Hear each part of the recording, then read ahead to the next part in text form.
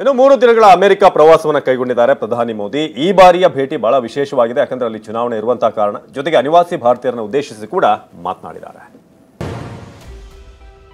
AI ಅಂದ್ರೆ American Indian spirit. ನ್ಯೂಯಾರ್ಕ್ನಲ್ಲಿ ಪ್ರಧಾನಿ ಮೋದಿ ಗುಣಗಾನ.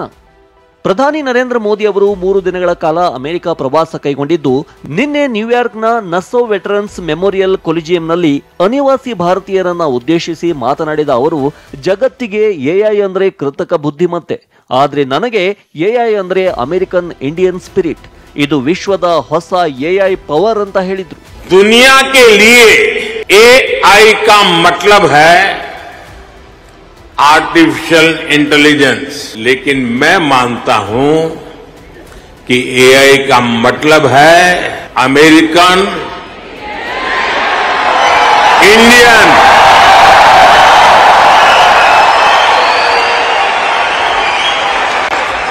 अमेरिका इंडिया ये स्पिरिट है और वही तो नई दुनिया का एआई पावर है.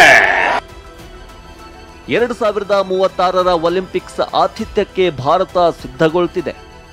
ಇನ್ನು ಒಲಿಂಪಿಕ್ಸ್ ಕುರಿತು ಮಾತನಾಡಿದ ಮೋದಿ, ಭಾರತ ದೊಡ್ಡ ಕನಸು ಕಾಣುವುದರ ಜೊತೆಗೆ ಆ ಕನಸು ಈಡೇರಿಸಲು ಸರ್ವ ಪ್ರಯತ್ನ ಮಾಡುತ್ತೆ ಅಂತ ಹೇಳಿದ್ರು. ಅಲ್ಲದೆ 2036ರ ಒಲಿಂಪಿಕ್ಸ್ ಆತಿಥ್ಯಕ್ಕೆ ಭಾರತ ತಯಾರಿ ನಡೆಸುತ್ತಿದೆ ಅಂದ್ರು.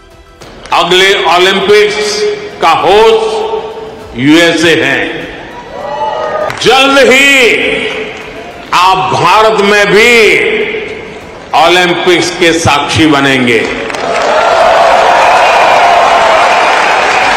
हम 2036 के ओलंपिक्स की मेजबानी के लिए हर संभव प्रयास कर रहे हैं. ನಿನ್ನೆ ಭಾರತೀಯ ಸಮುದಾಯದವರ ಕಾರ್ಯಕ್ರಮದಲ್ಲಿ ಭಾಗಿಯಾಗಿದ್ದ ಮೋದಿ ಇಂದು ವಿಶ್ವಸಂಸ್ಥೆಯ ಮಹಾ ಅಧಿವೇಶನವನ್ನುದ್ದೇಶಿಸಿ ಮಾತನಾಡಲಿದ್ದಾರೆ.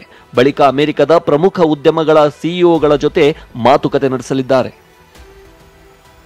Bureau report, TV9.